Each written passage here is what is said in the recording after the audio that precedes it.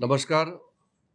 प्रदेश का बीजेपी अध्यक्ष कालिंग मोहन जी, पार्टी का सीनियर लीडर और ये सारा कार्यक्रम का कोऑर्डिनेटर तारक जी, 12 साल नरेंद्र मोदी गवर्नमेंट का पूरा होने पर देश भर में एक सेलिब्रेशन का माहौल है। नरेंद्र मोदी जी देश का सबसे लंबा समय तक इलेक्टेड प्राइम मिनिस्टर के रूप में भी काम कर रहे हैं और हमारा सरकार का 12 साल भी पूरा हो गया है। लोकतंत्र में जो भी सरकार बनता है, जनता को हिसाब किताब देना होता है। पहले में सरकार बनता था, टेन्योर खत्म होकर के फिर चुनाव होते थे, कोई हिसाब किताब नहीं होते थे। नरेंद्र मोदी जी ने शुरू में ही कहा, हमारा पार्टी, हमारा सरकार देश के लिए और गरीबों के लिए समर्पित है। इसलिए हम लेखा जोखा 12 साल नरेंद्र मोदी गवर्नमेंट को ब्रीफली मैं बताना चाहता हूं। पहले मैं आपको एक बात पहले बताना चाहता हूं। हमारा अरुणाचल प्रदेश और नॉर्थ ईस्ट दिल्ली से बहुत दूर थे और अरुणाचल प्रदेश में भी हमारा 2 एमपी हुआ करते थे, आज भी 2 ही एमपी है। कोई हम लोगों को सम्मान, जगह, पहचान नहीं मिलता था। इसलिए मैं शुरू में आपको तारो चातुंग साहब का बात याद दिलाना चाहता हूं। जब हम नए लोकसभा चुन के गए थे तो तारो चातुंग साहब, सीनियर जर्नलिस्ट जो हमारे बीच में नहीं है, उन्होंने मुझे एक चीज रिक्वेस्ट किया था कि 1952 से अरुणाचल से एमपी तो जाता है, दिल्ली में दिखाई नहीं देता है, कोई पहचानता नहीं है और कोई रिकॉग्निशन नहीं होता है। इसलिए सिर्फ दिखाई देने से हो गया, आप चेहरा दिखाई देने से हम लोग खुश है, इतना तक का हालत था। तो आज कितना माहौल बदल चुका है। आज मैं खुद नरेंद्र मोदी जी का कैबिनेट में बैठ करके देश के लिए फैसला करता हूं, तो उसके लिए अरुणाचल का जनता, खास करके जो हमारे अरुणाचल के 2 लोकसभा के जो जनता है, उनके बदौलत हम लोगों को काम करने का मौका मिला है। इसलिए 12 साल कंप्लीट होने पर अपना बात रखते रखते मैं अरुणाचल के जनता को, दोनों लोकसभा सीट बीजेपी को जिताया, उसके लिए भी मैं धन्यवाद प्रकट करना चाहता हूँ। 12 सालों में हजारों कदम उठाए गए हैं, हजारों फैसले लिए गए हैं, लेकिन मैं कुछ इंपॉर्टेंट पॉइंट को ही आपके सामने में रखना चाहता हूं। 12 सालों में नरेंद्र मोदी जी और भारत के जनता का बीच में जो टीम है, एक सरकार एक जनता, उसमें कोई अलग नहीं दिखाई दिया है। नरेंद्र मोदी जी और उसके पूरे टीम जनता का बीच में ही रहा है। इसलिए people and the government as a whole, हम एक साथ काम किया, जो आह्वान किया सरकार ने, जनता ने साथ दिया। इसलिए पूरा देश आज नरेंद्र मोदी जी के साथ में विकसित भारत बनाने का टीम में जुड़ चुका है। आज पूरा देश भर में 22 स्टेट्स और यूनियन टेरिटरीज में एनडीए का सरकार है। ये दर्शाता है कि नरेंद्र मोदी जी का लीडरशिप में भारतीय जनता पार्टी और एनडीए को भारत का जनता कितना विश्वास करते हैं। जब तीसरी बार कार्यकाल संभाला, 3rd टाइम प्राइम मिनिस्टर बना नरेंद्र मोदी जी, तो पहला सिग्नेचर उन्होंने, बाकी चीजों के लिए नहीं, फर्स्ट सिग्नेचर भारत के किसानों को पैसा देने का जो निर्णय है, उसमें फर्स्ट सिग्नेचर करके किसानों के बैंक खाता में पैसा भरने का सिग्नेचर करके अपना कार्यकाल शुरू किया। आज हमारे सरकार का बेनिफिट हर एक आदमी बेनिफिट मिला हुआ है। जिन्होंने भारतीय जनता पार्टी एनडीए को वोट नहीं दिया, जो हमारा ऑपोजिशन है, वो भी पूरा लाभ, नरेंद्र मोदी गवर्नमेंट का स्कीम का लाभ सबको मिल रहा है। कोई ना कोई स्कीम सबको मिला हुआ है। इसलिए इसको बोलता है सबका साथ सबका विकास। कोई स्टेट, यूनियन टेरिटरी, कोई धर्म, कोई जाति, किसी को पीछे नहीं रखा। 100% हर भारतीय को नरेंद्र मोदी गवर्नमेंट का स्कीम का लाभ मिला है। सबसे पहले संविधान को जिन्होंने रचना की, डॉक्टर साहब भीमराव अंबेडकर, जिसको कांग्रेस ने भूल चुके थे, उनके याद में 5 तीर्थ स्थल को कायम किया। जहां अंबेडकर जी का जन्म हुआ मऊ में, जहां पढ़ाई किया वकालत का लंदन में, जहां उन्होंने दीक्षा प्राप्त किया नागपुर में, जहां उन्होंने परिनिर्वाण किया दिल्ली में, और मुंबई में अंबेडकर साहब का निशाने में 5 तीर्थ स्थल जो है नरेंद्र मोदी जी ने समर्पित करके काम किया। और दुनिया का दूसरी सबसे ऊंचा बाबा साहब अंबेडकर का मूर्ति भी मुंबई में समुद्र तट पर बना रहा है। ये दर्शाता है कि हम संविधान को कितना हम सम्मान दे करके संविधान का रक्षा, और संविधान को जिन्होंने बनाया उनको हम सम्मान देने का काम किया। हमारा देश में ट्राइबल्स, आदिवासी लोगों का कोई इज्जत नहीं था। पुराने जमाने में, कांग्रेस के दिनों में, ट्राइबल्स का कोई सम्मान नहीं था। ट्राइबल के नाम में कोई देश में कार्यक्रम नहीं होते थे। नरेंद्र मोदी जी ने भगवान बिरसा मुंडा, जो हमारा ट्राइबल का बहुत बड़ा नेता थे, जो आज़ादी का लड़ाई को बढ़ चढ़ के लड़ा, उनके नाम, उनके जन्मदिन में हमने जनजाति गौरव दिवस मना करके पूरा देश का आदिवासी ट्राइबल्स को सम्मान देने का शुरू किया है। सरदार पटेल का नाम से दुनिया का सबसे ऊंची स्टैचू ऑफ यूनिटी को सरदार पटेल के नाम में देश को समर्पित किया है। अंग्रेजों ने बहुत सालों तक शासन किया। दिल्ली का राजपथ, जो राजाओं को चलने का रास्ता, राजपथ को पूरा बदल करके उसको रेनोवेट करके कर्तव्य पथ बनाया, जहां देश के लोग अपने देश के प्रति कर्तव्य भाव से काम करेंगे। और प्रधानमंत्री का जो घर है वो रेस कोर्स को बदल करके लोक कल्याण मार्ग बनाया। और साथ साथ में पुलिस मेमोरियल, वार मेमोरियल, हजारों लोगों ने देश के लिए अपने कुर्बानी दी, उसके लिए कोई मेमोरियल नहीं था हमारे देश में। पहले बार पुलिस मेमोरियल भी बढ़ाया और वार मेमोरियल, हमारा आर्मी जवानों के लिए भी सम्मान देने के लिए 2 बहुत ही महत्वपूर्ण काम मोदी जी ने शुरू किया। हम पुराने बिल्डिंग में काम करते थे। अंग्रेजों ने कितने साल पहले पार्लियामेंट बिल्डिंग बनाया जो लीक होने लग गया, पुराना पत्थर बन गया। कई स्पीकर्स, कई मेंबर्स ऑफ पार्लियामेंट ने बार बार रिक्वेस्ट किया कि नया पार्लियामेंट बिल्डिंग बनाना चाहिए, कोई नहीं बना पाया। नरेंद्र मोदी जी ने रिकॉर्ड टाइम में, कोविड के समय में 2 साल के अंदर में नया पार्लियामेंट बिल्डिंग, जो दुनिया का सबसे खूबसूरत पार्लियामेंट बिल्डिंग, अपने देश के लोगों ने मोदी जी के कार्यकाल में बनाया है। उसके बाद में हमारा कोविड के समय में, उससे पहले वैक्सीन तो छोड़ दीजिए, मास्क तक नहीं बनाते थे।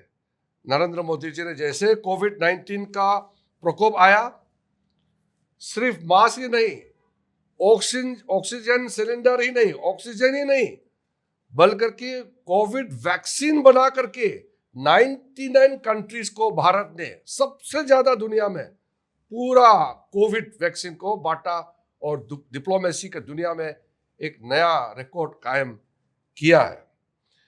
उसके बाद में नरेंद्र मोदी जी को 32 कंट्रीज, रिकॉर्ड है ये, सिर्फ इंडिया के लिए रिकॉर्ड नहीं, पूरा दुनिया का ये रिकॉर्ड है। 32 कंट्रीज का सर्वोच्च सबसे बड़ा अवार्ड, ऑनर वो हमारा प्रधानमंत्री नरेंद्र मोदी जी को कन्फर्म किया गया है। और ग्लोबल सर्वे के मुताबिक चाहे अमेरिका हो चाहे यूरोप हो, दुनिया का कोई भी सर्वे में लगातार प्रधानमंत्री नरेंद्र मोदी जी दुनिया का सबसे democratically elected most popular leader का रूप में लगातार वोटिंग करके अभी रिसेंट सर्वे में 75% अप्रूवल रेट, नरेंद्र मोदी जी का लीडरशिप का अप्रूवल रेट आया है। यह हम सब के लिए गर्व की बात है। 12 साल पहले आप सबको याद होगा, हर दिन बॉम्ब ब्लास्ट होता था, टेररिस्ट अटैक होते थे। कभी गुवाहाटी में बॉम्ब ब्लास्ट, मैं जब एमपी था ऑपोजिशन में, मैंने भाषण भी दिया है। हर दिन कोई ना कोई घटना, मुंबई में अटैक, बेंगलोर में, दिल्ली में बॉम्ब ब्लास्ट, कभी दीमापुर में बॉम्ब ब्लास्ट, कभी अगरतला में, कभी कोलकाता में, कभी हैदराबाद में बॉम्ब ब्लास्ट होते रहते थे। कोई एक्शन नहीं होता था भारत सरकार का, कुछ भी कदम भारत सरकार नहीं उठाते थे। लेकिन नया इतिहास नरेंद्र मोदी जी ने रचा है। जैसे उड़ी में हमारे जवानों को अटैक किया, तुरंत उसके लिए सर्जिकल स्ट्राइक हमने बदला लिया। 18 मणिपुर में हमारे जवानों को मारा और इंडो म्यांमार बॉर्डर में हमने सर्जिकल स्ट्राइक पहले मोदी जी के निर्देश में कराया। फिर उसके बाद में पुलवामा में हमारा सीआरपीएफ के जवानों को हमला किया, जाने ले गई, तुरंत उसका बदला हमने एयर स्ट्राइक, हवाई जहाज से स्ट्राइक करके उसका बदला लिया।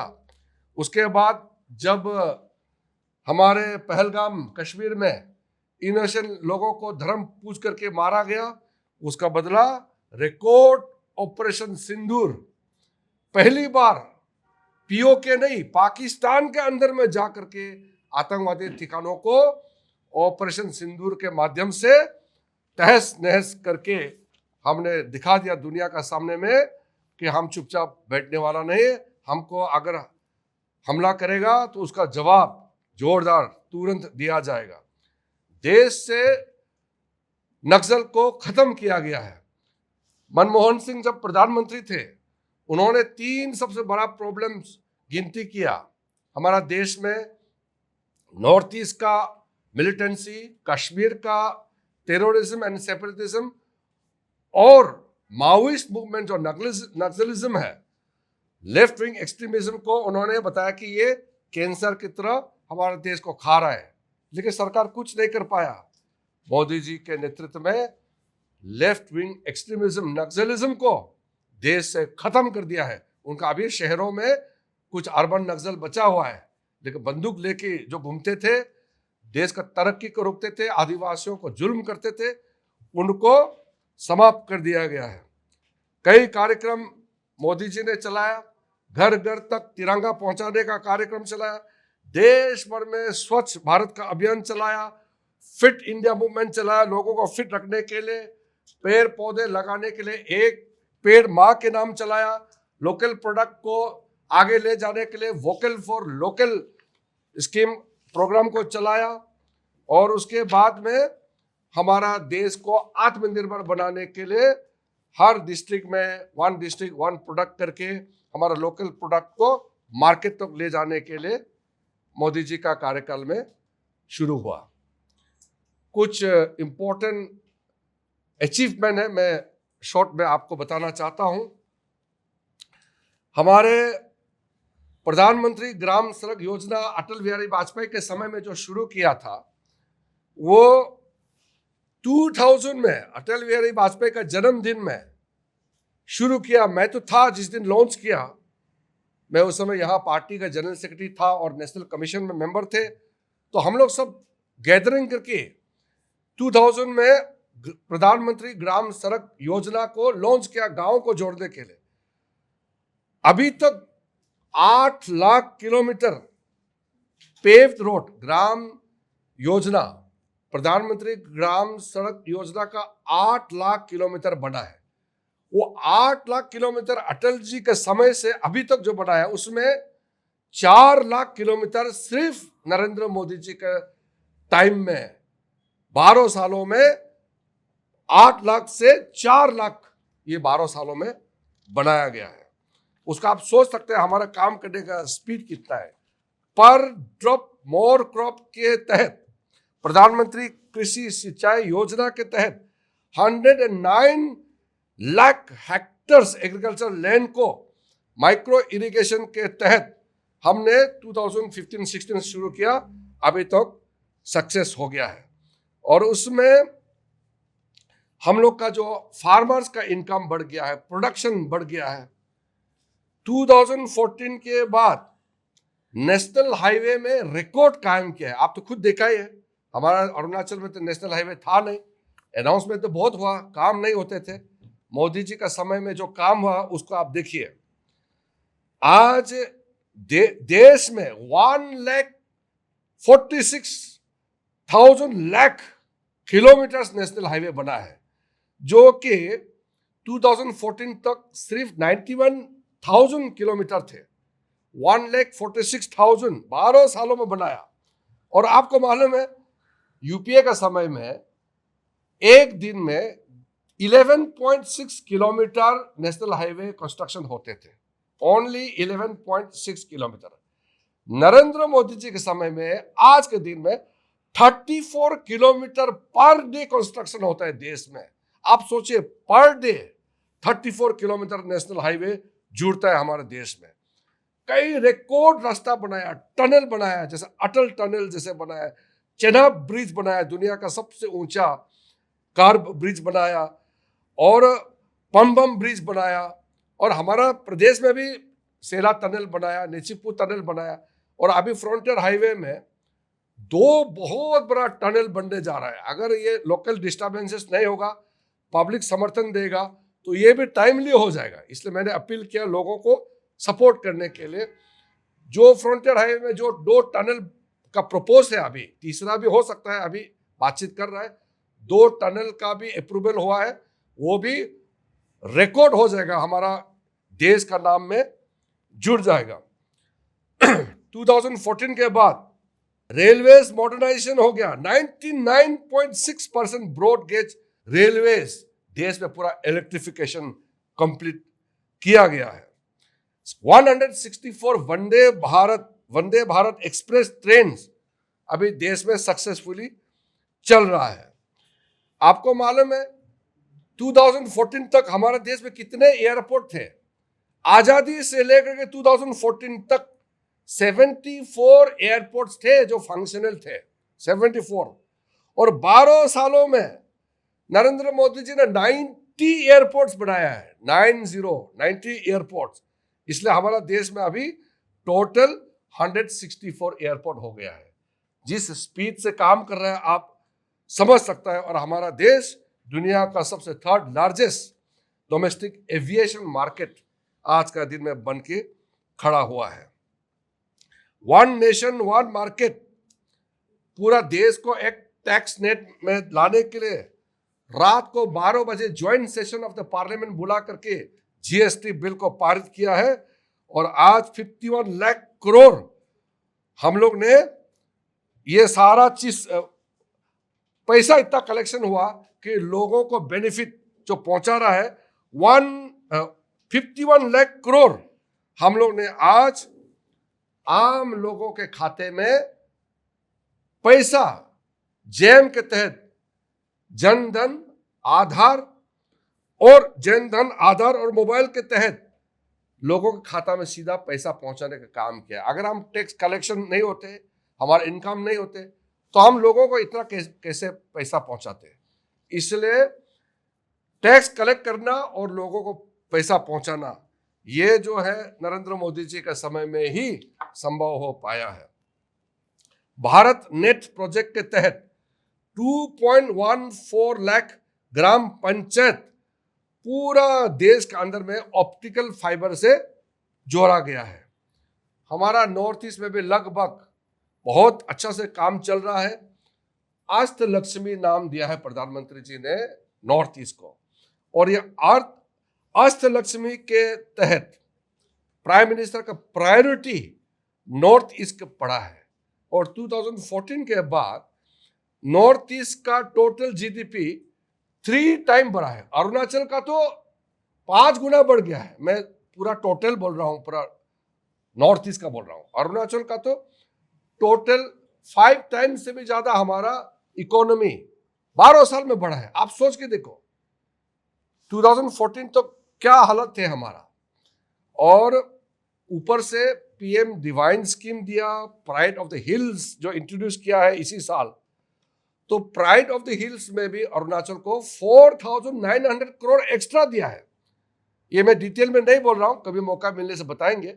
ये 4,900 करोड़ जो दिया है, ये हम लोगों के लिए एक कैपिटल एसेट क्रिएट करने के लिए, इसमें रेवेन्यू एसेट भी हो सकता है, मेनली कैपिटल एसेट क्रिएट करने के लिए दूर दराज हमारा अरुणाचल का जो दूर दूर जगह है वहां पर एसेट क्रिएट करने के लिए प्राइड ऑफ द हिल्स में रिकॉर्ड दिया है। जितना हिल स्टेट को दिया है, हाईएस्ट अरुणाचल प्रदेश को नरेंद्र मोदी जी ने दिया है। डिजिटल ट्रांजैक्शन आज दुनिया में सबसे ज्यादा हो गया है। अभी तक इसी साल तक हम लोग ने अभी हिसाब किया है 314 लाख पैसा डिजिटल के माध्यम से ट्रांजैक्शन हुआ है। और इंफ्रास्ट्रक्चर स्पेंडिंग जो रेलवे, रोडवेज और बाकी जो इंफ्रास्ट्रक्चर बनाता है, उसका टोटल बजट था 2014 में 2 लाख करोड़ था। जब मनमोहन सिंह का लास्ट बजट पेश किया था उसमें 2 करोड़ था, 2 लाख करोड़। 2 लाख करोड़ से अभी 6 गुना बढ़ा। और लास्ट टाइम फरवरी में जब निर्मला सीतारामन जी ने बजट पेश किया, उसमें हमारे टोटल इंफ्रास्ट्रक्चर पे फंड एलोकेट किया है 12.2 लाख करोड़। और उससे आप सोच सकते हैं हमारा नॉर्थ ईस्ट को भी कितना बेनिफिट मिलने वाले हैं। बहुत सा पॉइंट है, मैं थोड़ा शॉर्ट में आपको मेन पॉइंट ही से बताना चाहता हूं। एक ज़माने में हम सेमीकंडक्टर के लिए दुनिया में भीख मांगते थे। ये जो आप लोग मोबाइल फ़ोन यूज़ करते हैं, जो कैमरा आप लोग चला रहे हैं, जितना भी जो हम लोग जो ये गतिविधि करता है इलेक्ट्रॉनिक दुनिया में, ये सारा चिप्स के माध्यम से चलते हैं। सारा चिप्स बाहर से मंगाना पड़ता है। आप इमेजिन करो, मोदी जी का कार्यकाल में हमने चिप्स बनाने के लिए सेमीकंडक्टर का पूरा प्लांट लगाना शुरू किया। एक तो असम में भी लगाया है, उसका भी अभी कंप्लीशन होने वाला है।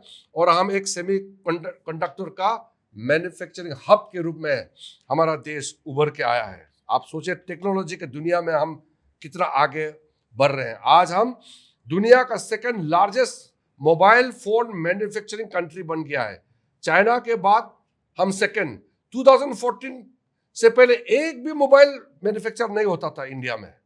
100% इंपोर्ट करते थे। कभी नोकिया, कभी एरिक्सन, आप लोग भी तो यूज किया होगा, जो सीनियर लोग, आपका जो पुराना फोन आप लोग यूज करते थे, सब इंपोर्टेड थे। अभी हम लोग दुनिया का second largest mobile phone manufacturing country बन चुका है। और ये 12 सालों में 65% डिफेंस इक्विपमेंट अभी इंडिया में बनाता है, जबकि 2014 से पहले हम 65 to 70% डिपेंडेंट है। इवन हथियार, बंदूक वगैरह भी सब बाहर से मंगाते थे, गोली भी बाहर से मंगाते थे कांग्रेस के जमाने में। आज हम लोग टोटल एक्सपोर्ट करते हैं 38,400 करोड़।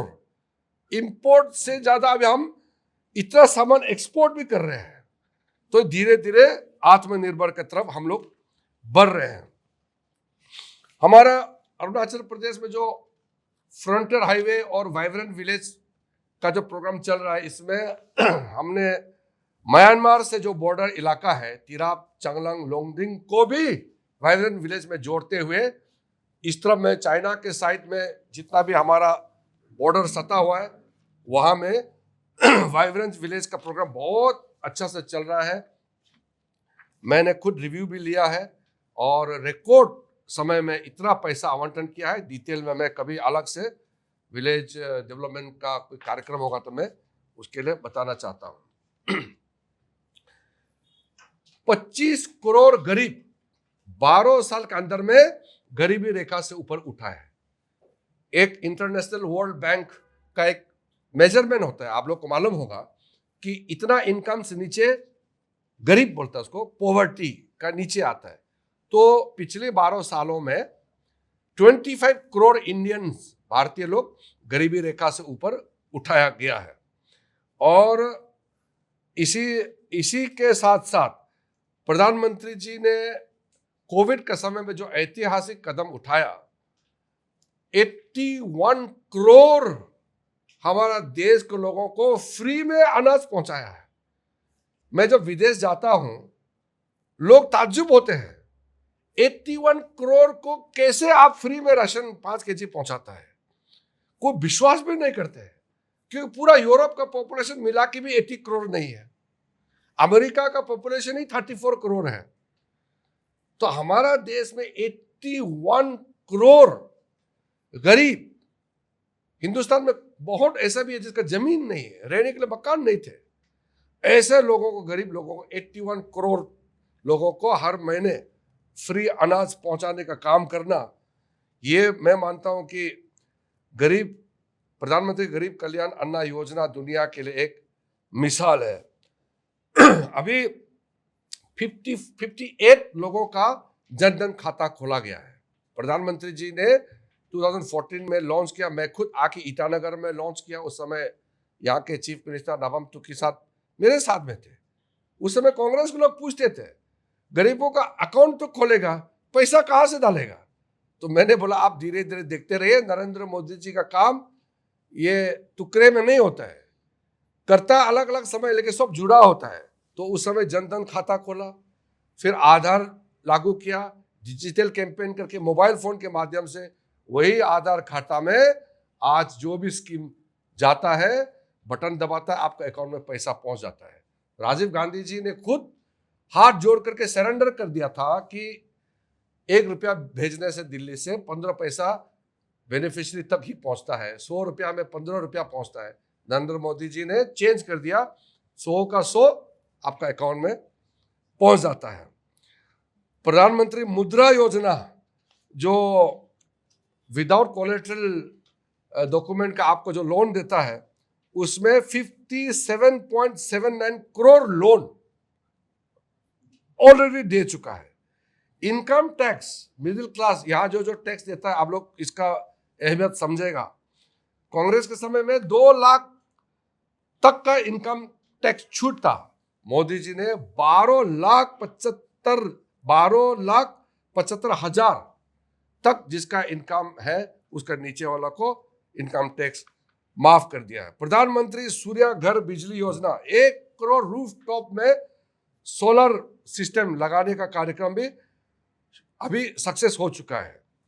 प्रधानमंत्री किसान सम्मान निधि में 11 करोड़ फार्मर के अकाउंट में 4.3 लाख करोड़ रुपया डाल चुका है। 6,000 पर ईयर के रेट में ऑलरेडी जा चुका है। 12 साल के अंदर में किसान क्रेडिट कार्ड के स्कीम के तहत 10 लाख करोड़ क्रेडिट 7.71 फार्मर्स को ऑलरेडी डिस्बर्स कर चुका है। प्रधानमंत्री आयुष्मान भारत योजना के तहत जो फ्री हेल्थ इंश्योरेंस आपको भारत सरकार से देते हैं, 60 करोड़ हेल्थ इंश्योरेंस कार्ड लोगों को दे चुके हैं। उसके बाद में प्रधानमंत्री आवास योजना के तहत 4 करोड़ लोगों को जिसका घर नहीं थे, उसको 4 करोड़ घर बना करके दे दिया है। प्रधानमंत्री स्वनिधि स्कीम, जो वेंडर होता है ना, जो ठेला गाड़ी लेकर के जो बिक्री करता है, छोटा छोटा दुकान चलाता है, उनके लिए स्वनिधि स्कीम जो चलता है, उसमें 74 लाख स्ट्रीट वेंडर्स को पैसा मदद किया है। Schedule caste and schedule tribe के लिए स्टैंड अप इंडिया कैंपेन चलाया था। उसके तहत 15,000 करोड़ ट्राइबल्स और अनुसूचित जाति को, एंटरप्रेन्योर जो लोग बिजनेस करते हैं, उनको मदद किया गया है। प्रधानमंत्री विश्वकर्मा योजना जो स्किल बेस्ड प्रोग्राम होता है, उनको 30 लाख ट्रेडिशनल आर्टिसंस को मदद दे चुका है।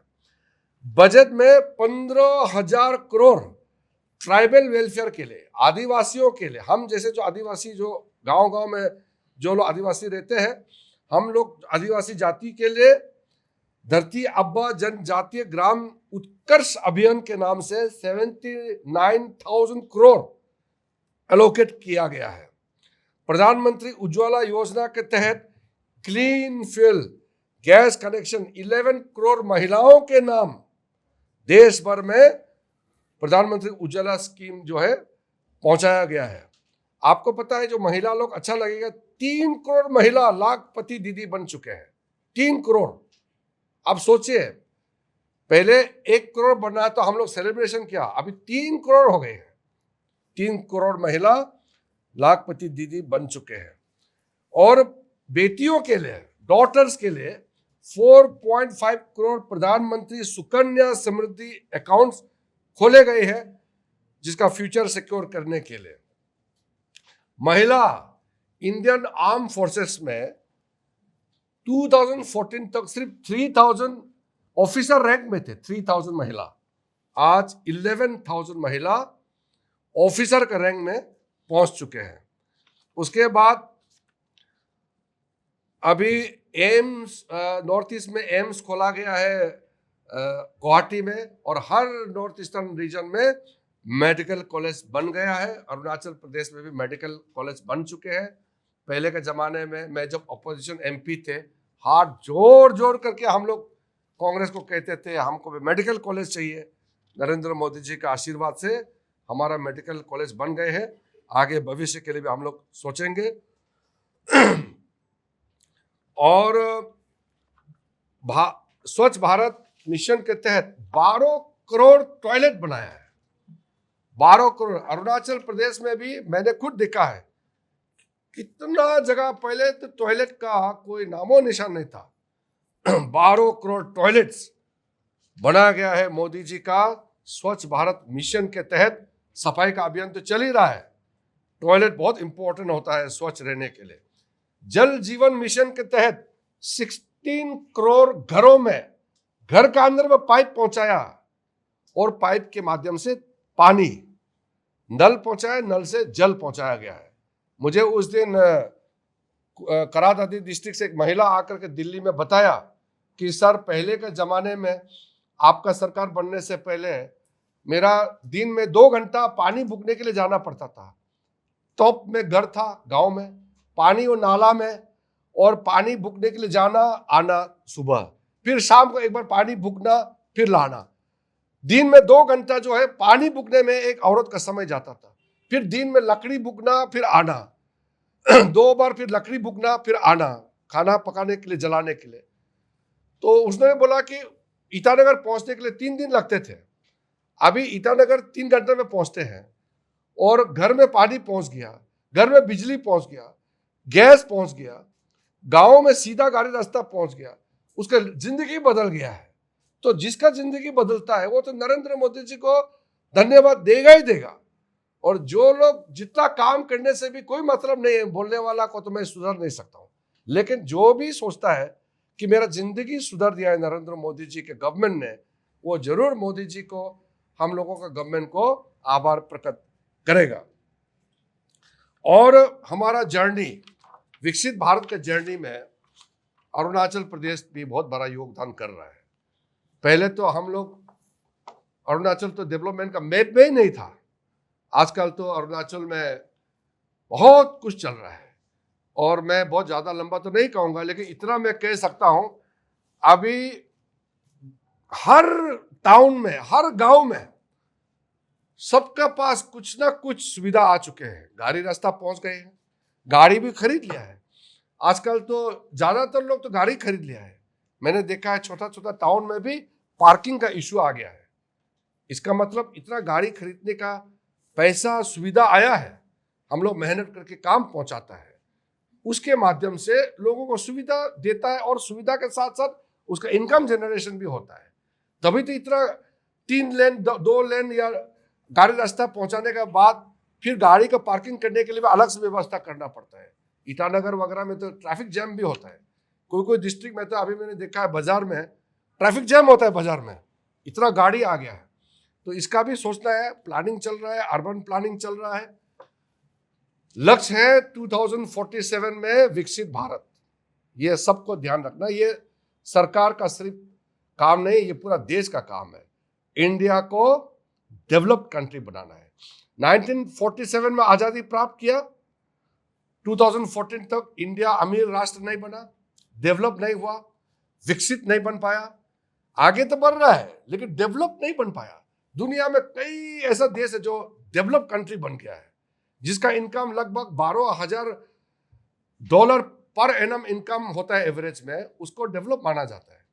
इसलिए मोदी जी ने लक्ष्य रखा है, हम ऐसा ही धीरे धीरे कदम उठाने से कुछ नहीं होगा। हमको इंक्रीमेंटल इंक्रीज नहीं करना है, हमको एक ट्रांसफॉर्मेशनल जंप करना है।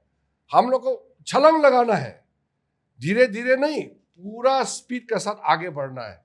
इसलिए 2047 जब India 100 years of independence celebrate करेंगे, 100 साल पूरा हो जाएगा आजादी, तब भारत विकसित राष्ट्र बन चुका होगा। और विकसित राष्ट्र बनाने में सारा स्टेट को आगे आना होगा। तो विकसित राष्ट्र मतलब विकसित अरुणाचल प्रदेश। जो अभी 20 साल 30 साल 40 साल के लोग हैं, वो लोग तो अपने समय में आराम से, जब ठीक ठाक होगा शरीर, आप पूरा विकसित राष्ट्र बनते हुए देखेंगे। अनफॉर्चुनेटली जो आज इस दुनिया में नहीं है, वो लोग देख नहीं पाया विकसित राष्ट्र बनते हुए। और आज जो बहुत उम्र वाला है, शायद वो भी देख नहीं पाएंगे। लेकिन जो 50 साल से नीचे है, भगवान करे सब स्वस्थ होकर के जिंदा रहे, आप लोग का पूरा जिंदगी के समय में ही हमारा देश विकसित राष्ट्र, डेवलप्ड कंट्री बन के रहेंगे। इसी के हमारा जो कामना है, हमारा कोशिश है, हमारा सोच है, वही मोदी जी ने जो काम शुरू किया है उसको पूरा करने के लिए हम लोग लगातार काम कर रहे हैं। अभी तो हम 12 साल मोदी जी का कार्यकाल का सेलिब्रेशन किया है। ये तो आधा है, अभी तो बहुत और रास्ता तय करना है, लंबा रास्ता तय करना है। इसलिए विकसित राष्ट्र के लिए विकसित अरुणाचल जरूरी है।